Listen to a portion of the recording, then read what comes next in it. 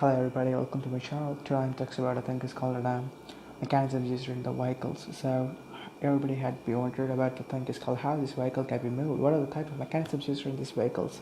Now I'm giving exact information about this thing. So I just gonna be reveal the secrets about the mechanisms in vehicles. So there's lots of mechanisms just be applied in the vehicle. So I'm just gonna list it out this thing says first mechanism is called an engine mechanism. Next one is in a transmission mechanism. Third one is in a steering wheel mechanism. Fourth one is in a braking mechanism, and fifth one is in a suspension mechanisms. These mechanisms can be used around this in all the vehicles as a worldwide. So first I'm talking about engine mechanisms because engine mechanism is an thing you know that engine is the heart of the automobile.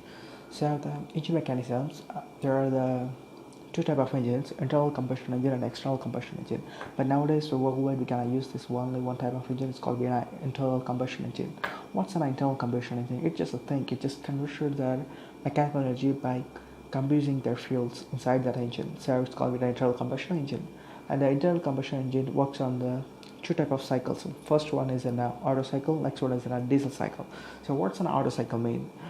Now I'm saying that an Otto cycle. Otto cycle just be used only in the petrol using engines. Okay, if you're gonna use this engine as a fuel for a petrol, you're gonna use this petrol as a fuel for an engine. It's called a petrol engine. So in this engine we're gonna use this Otto cycle. Otto cycle has four strokes. First one is an inlet stroke. First inlet stroke is you're gonna use this air fuel mixture. The air fuel mixture is entered into the engine.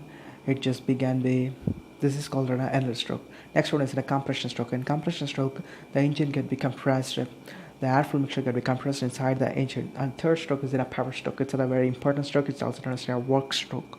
And this power stroke, the engine can be compressed and can be vaporized, produces the heat. So this heat produces the power to the engines.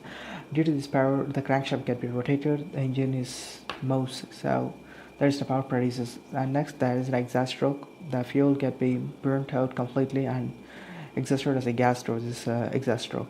This is the very main important things in the Otto cycle engines. Next thing we gotta talk about diesel engines. Diesel engines is just being used to only a diesel cycle. In diesel cycle, there is a four stroke.